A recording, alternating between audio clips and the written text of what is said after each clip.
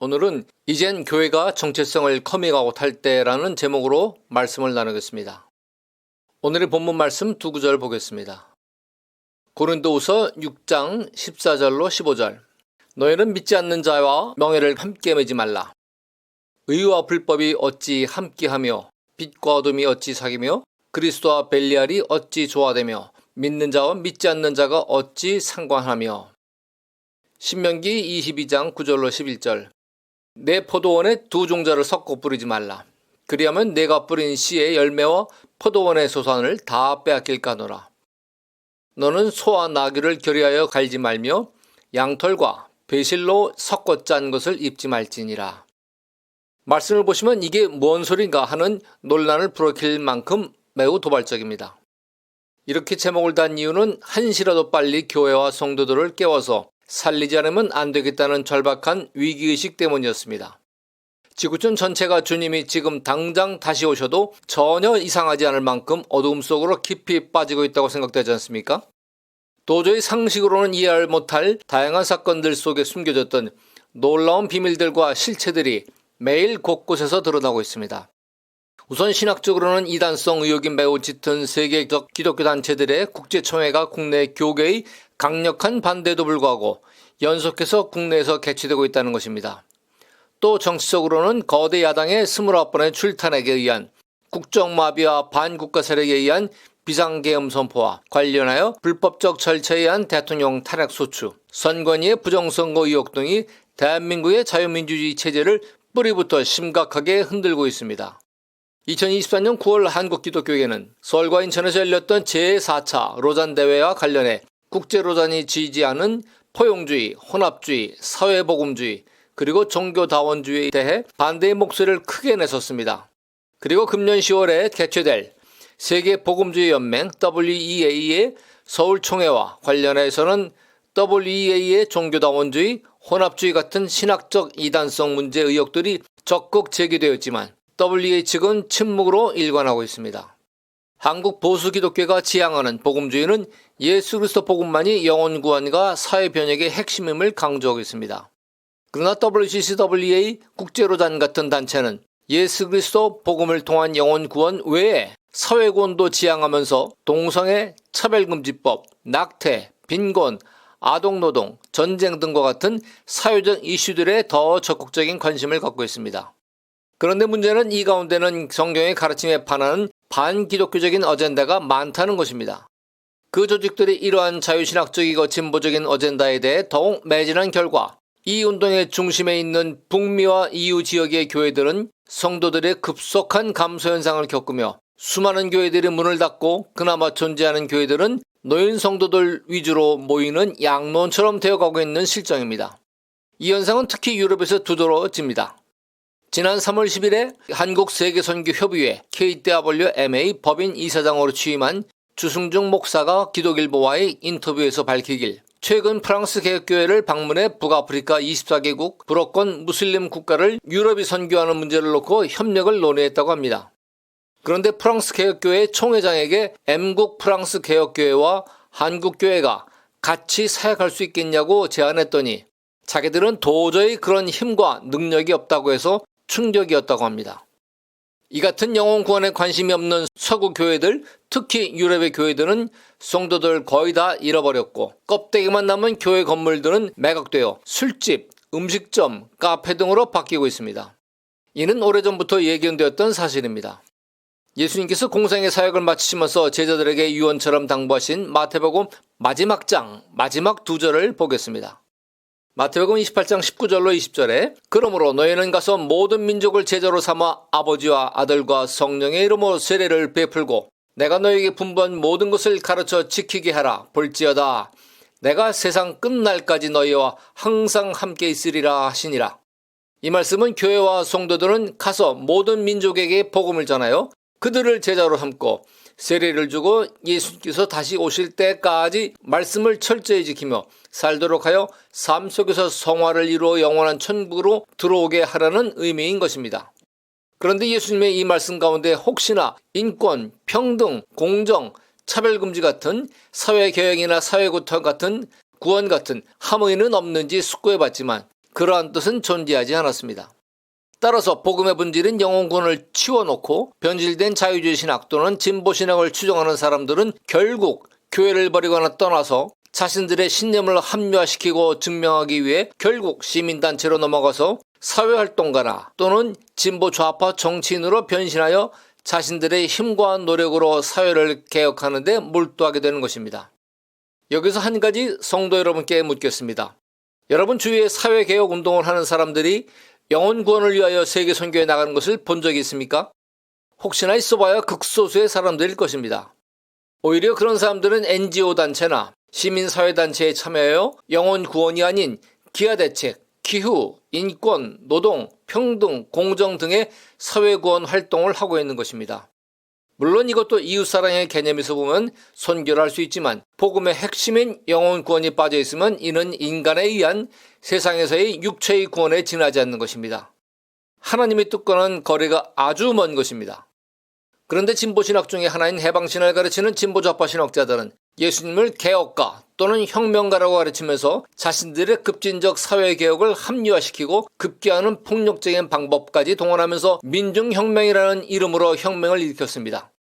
해방신학은 1968년 남미의 가톨릭 교회에서 시작되었는데 그 운동은 국가와 사회의 불안정을 낳았고 아울러 가난한 민중의 지지를 받은 좌파 정권들의 부정과 부패로 대부분의 남미 국가들은 여전히 저개발 빈곤 국가에 머물러 있는 것입니다. 이처럼 교회라는 한 지붕 아래에는 신앙의 지향점인 다른 성도들이 공존합니다. 한 그룹은 개인의 영혼권을 최우선적으로 지향하고 다른 한 그룹은 교회가 세상을 약자이며 소외된 인간들이 더 살기 좋은 곳으로 만드는 것을 지향합니다. 전자는 먼저 자신의 죄와 싸우고 회개에 중점을 두지만 후자는 세상 권세와 기득권 세력들 그리고 불리한 세상 환경과 싸우는 데 중점을 두는 커다란 차이가 있습니다. 오늘 본문 말씀의 핵심은 너희는 믿지 않는 자와 멍에를 함께 매지 말고 포도원에 다른 두 종자를 섞어 뿌리지 말며 또한 너희는 소와 나귀를 결의하여 갈지 말라는 것입니다. 이에 대한 해석이 여러 가지 있지만 첫째는 하나님을 섬김에 있어서 신앙의 순결성을 지키기 위해 신자와 불신자가 함께하지 말라는 뜻이고 둘째는 하나님이 맡긴 사명을 감당함에 있어서 서로 다른 것들과 함께하지 말라는 뜻으로 해석할 수도 있습니다. 왜냐하면 소와 나귀는 체격도 다르고 힘의 세기도 다르고 성질도 다르기 때문에 한 개의 멍에에 소와 나귀를 함께 묶어서 밭일을 시키면 제대로 일을 할 수가 없기 때문입니다. 또한 믿는 자와 믿지 않는 자가 함께 하나님의 일을 제대로 할 수 없는 것입니다. 이 해석을 오늘의 메시지에 적용한다면 개인의 영혼구원과 선교를 우선으로 하는 보수교회나 그 성도는 사회구원, 사회개혁을 최우선으로 하는 진보교회나 그 성도와 함께하지 말라는 의미로 해석할 수 있습니다. 그러나 이 해석을 보수적 교회나 성도는 사회구원과 사회개혁에는 전혀 관심이 없다는 뜻으로 오해돼서는 안 되고 또한 진보적 교회나 성도는 개인의 회개와 영혼구원에 전혀 관심 없다는 것으로 오해해서도 안 됩니다. 이 부분에 있어서 한국교회는 어느 정도 개인구원을 위주로 지향하는 보수교단과 사회구원을 지향하는 진보교단으로 나누어져 있습니다. 그리고 이들 교단을 뒷받침하는 보수신학교와 진보신학교가 따로 존재합니다. 한국 개신교회는 다행히 보수적 색채가 강해서 보수신학교 숫자와 보수교단의 성도는 진보신학교와 진보교단 성도들에 비해 압도적으로 많습니다. 문제는 보수교단 내의 특히 대도시에 있는 대형교회 안에 상당한 수의 성도들이 사회구원, 사회개혁, 평등, 공정, 인권, 동성애, 차별금지법 등의 진보 어젠다를 지지하고 있다는 점입니다. 소위 강남 좌파 성도를 알 수 있습니다. 그들은 대체로 지식이 많고 고학력이고 직업과 사회적 신분이 좋고 재정적으로 여유가 있다 보니 자연스럽게 이웃사랑 개념의 확장으로서 진보적 어젠다를 지지한다는 것입니다. 그 결과 진보교단 내의 교회 안에서는 별 문제가 없는데 보수교단 내의 교회 안에서는 보수적 신앙그룹, 진보 보수 양쪽 성향을 모두 가진 그룹, 그리고 진보 성향이 더 강한 그룹 등 세 가지 그룹이 존재하고 있습니다. 그런 이유 때문에 보수교단 교회 목사님들은 어디에 초점을 두고 설교를 해야 할지 매우 곤란한 상황에 빠진 것입니다. 아주 오래전부터 한국의 보수교단 교회 안에는 동성애법, 포괄적 차별금지법 입법화 반대운동이 이 영역에 특별한 소명을 받은 기독교 단체들과 중소형 교회들 그리고 깨어서 기도하고 있는 용기 있게 행동하는 영웅적인 성도들이 함께 연합하여 지속되고 있습니다. 그러나 이 거룩한 운동에 대한 중대형 교회들의 무관심과 구경꾼같이 침묵으로 일관하는 자세로 인하여 세상에 대한 영향력은 찻잔 속의 태풍처럼 미미할 수밖에 없었습니다. 그러다가 작년 12월 3일에 발표된 대통령의 비상계엄령 선포로 인하여 그동안 국내 정치가 어떻게 진행되는지 제대로 알지 못하고 있던 국민들이 계몽되어 거대 야당에 의한 입법 독재와 불법 절차에 의한 대통령 탄핵, 내란죄 조작, 선관위 내부의 인사비리 및 외부 세력의 개입에 의한 총선과 대선에 있어서의 부정선거 조작 의혹 등을 알게 된 것입니다. 그리고 윤 대통령이 언급한 비상계엄령의 목적은 대한민국 전 분야에서 암약하는 반국가 세력을 발본색하는 것이었는데 그 반국가 세력이 대한민국의 자유민주주의 체제를 뒤엎으려는 친중 종북 투사파 세력이었다는 것을 국민들이 낱낱이 알게 된 것입니다.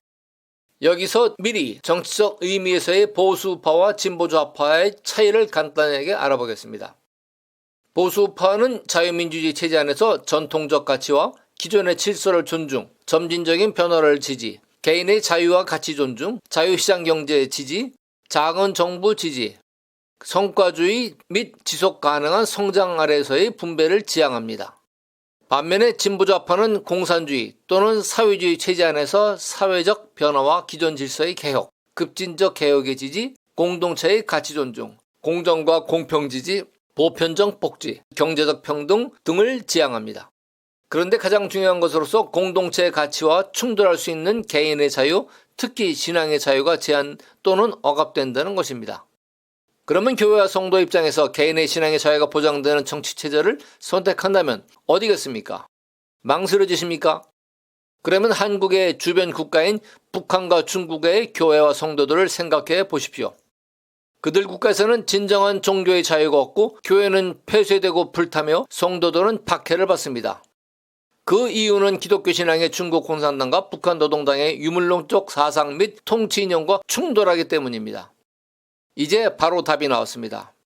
한국교회와 성도가 선택할 정치체제는 바로 민주주의 체제입니다. 그래서 교회는 반드시 보수 우파여야 합니다. 그러나 예외가 있습니다. 바로 자유주의 신학, 진보 신학을 추구하는 진보 교단교회 성도들입니다. 그리고 보수교회 안에 있는 진보적 신앙의 성도들입니다. 이들은 사회개혁과 사회구원을 지향하기 때문에 진보좌파입니다. 그런데 한국의 진보좌파는 바로 친중, 종북 정치 세력과 한몸인 것을 진보적 신앙의 성도들은 반드시 깨달아야 합니다. 그런데 설마라는 순진하고 어리석은 생각으로 정치적 진보좌파를 지지하게 되면 결국 신앙을 버리든가 순교를 각오하든가 아니면 지금부터 자유민주주의 국가로의 이민을 준비하셔야 할 겁니다. 그런데 자유민주주의 국가인 미국도 한국처럼 좌파, 우파 간 대립이 정말로 극심합니다. 미국의 집권당인 공화당은 보수우파이며 친기독교 정당입니다. 반면에 민주당은 학교나 공공기관에서의 기도를 금지할 뿐 아니라 그러한 건물 내의 기독교적 설치물을 전부 철거시켰고 노상전도를 불법화시킬 만큼 반기독교적이었으며 대신 동성애, 동성결혼을 적극 지지하고 차별금지법도 강력히 시행하는 진보좌파 정당입니다. 미국과 한국의 주류 언론 매체, 아니 거의 모든 언론 매체는 진보좌파 성향의 미디어들입니다. 그래서 미국과 한국의 거의 모든 언론들은 보수정당을 수국을 통이고 부자들만을 위한 부패한 정당이라는 프레이밍을 씌워 조롱하고 비판합니다. 더불어 보수교단 교회를 진보좌파의 사회개혁 또는 사회혁명의 제일 큰 장애물로 보고 끊임없이 공격하고 있습니다. 진보좌파 세력들은 오늘날 급속한 과학과 경제발전 가운데 탐욕스럽고 죄악된 인간들에 의해 부와 권력이 양극화된 세상이 되었다고 주장합니다. 그래서 깨어났다는 진보좌파 세력들이 급진적으로 세상을 개혁과 개조를 하겠다며 들고 나온 신념 체계와 실천운동이 있습니다. 하나는 정치적 올바름이라는 PC주의와 깨어난 신념 또는 정신이란 뜻의 워키즘이 있습니다. 한국에서는 워키즘과 매우 비슷한 유사한 용어로서 노무현 대통령이 말했던 깨어난 시민의 약어인 소위 깨시민이 있습니다. 사실 PC주의의 유래는 20세기 초반 소련 공산주의자들 사이에서였습니다.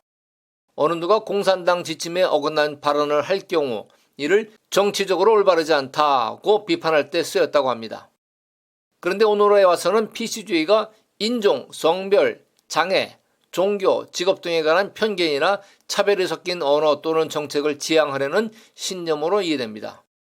바로 여기서 포괄적 차별금지법이 나온 것입니다. 그런데 기득권 세력들이 이러한 편견과 차별을 자행하기 때문에 이에 대항해야 한다는 운동이 PC주의 운동인 것입니다. 그리고 워키즘도 결국 이러한 사회적 현실에 대해 시민들이 깨어난다는 의미에서의 하나의 커다란 진보좌파 운동입니다. 바로 이 지점에서 성도라면 반드시 가져야 하는 것이 기독교적 세계관입니다. 이는 혼탁한 세상에 가득한 인간 이성에 근거한 다양한 세계관이 아니라 하나님의 섭리와 성경에 근거한 세계관을 의미합니다. 성도들은 믿음의 눈으로 세상을 보는 안경이 절대적으로 필요한 마지막 때를 살고 있기 때문입니다. 저는 지금의 시대가 성경에 계시된 수많은 마지막 때의 징조들을 통해 인류 역사의 마지막 때의 초입이라고 믿고 있습니다. 주님은 분명히 이 땅에 다시 오신다고 약속하셨지만 다시 오실 예수님 자신도 그날과 그때를 모르고 오직 아버지만이 아신다고 마태복음 24장 36절에서 말씀하셨기에 저는 항상 준비되어 있으려고 자주 넘어짐 가운데서도 신부의 예복을 부지런히 세탁하려고 회개에 힘쓰고 있습니다. 주님은 다시 오실 때 하나님의 집 곧 교회에서부터 양과 염소를 분리하는 심판이 있다고 말씀하였습니다. 이 말씀은 성도들에게 매우 두려운 말씀입니다. 목자가 양과 염소를 분별하는 것 같이 하여 양은 그의 오른편에 염소는 왼편에 두라고 마태복음 25장 32절로 33절에 말씀하십니다. 주님은 왜 양을 오른편에 두셨을까요? 그래서 우파여야 할까요? 궁금합니다. 오늘날까지도 팔레스타인에서는 낮에 양과 염소가 같은 들판에서 뒤섞여 풀을 뜯지만 밤이 되면 양은 양의 우리에, 염소는 염소 우리에 각각 들어가게 하여 두 무리를 철저히 분리시킨다고 합니다. 이러한 분리 작업을 양을 치는 목자가 한다고 합니다. 이와 같이 어두운 세상의 마지막 밤이 오는 심판의 때가 되면 양과 염소 사이에 영원한 분리가 이루어지게 될 것입니다. 같이 풀 뜯으며 놀던 양들은 어디로 가고 염소들은 어디로 갈까요? 그래서 이러한 생각을 해보게 된 것입니다. 그런데 인간적인 생각일까봐 두렵기도 합니다. 만일 주님께서 다시 오시기 전에 교회 안에서 먼저 보수파적 신앙인들과 진보좌파적 신앙인들이 자신들의 신념과 신앙 정체성에 맞는 교회로 자발적으로 헤쳐 모였다고 가정해 봅시다.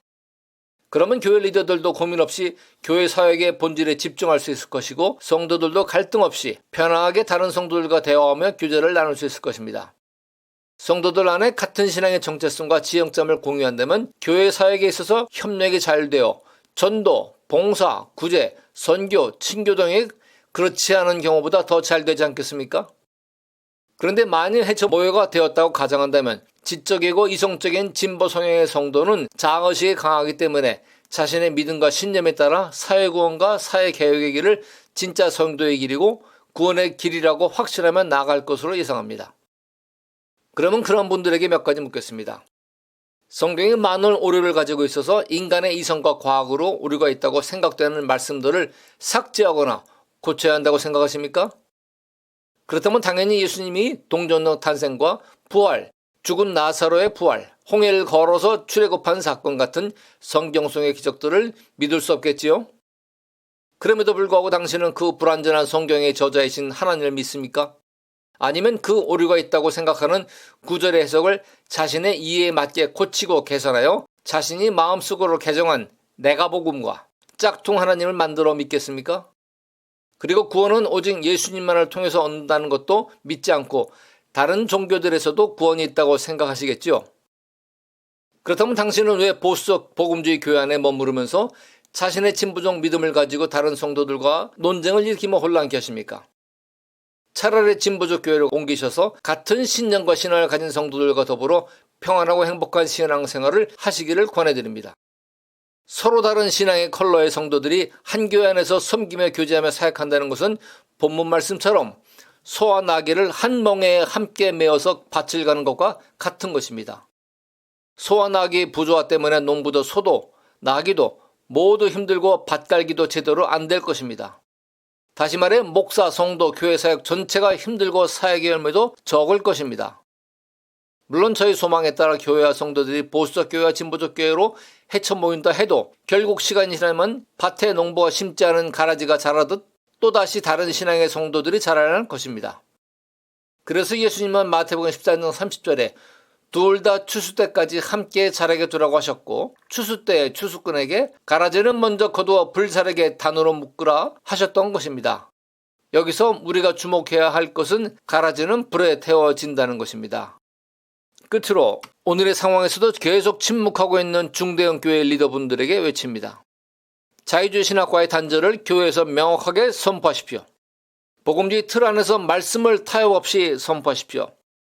성령의 나타남을 경험하는 예배를 구하십시오. 마지막 때 성도에게 꼭 필요한 말씀을 과감하게 외치십시오. 성도의 죄에 대해 단호하게 지적하고 회개를 촉구하십시오. 세상죄와 타협하지 않는 성도의 야성을 길러주십시오. 현실과 타협하는 주제의 설교를 지향하십시오. 성도들의 지적 호기심을 만족시키려는 설교를 지향하십시오. 위로, 격려, 축복 같은 혼을 만족시키는 설교를 절제하십시오. 이 말씀을 들으신 성도 여러분들 모두 복음주의 신앙을 잊고 시대를 잘 분별하시고 예수님께서 다시 오셔서 영혼의 추수를 하실 때에 모두 알곡으로 하나님 나라에 들어가시기를 예수님의 이름으로 간절히 기도합니다. 아멘.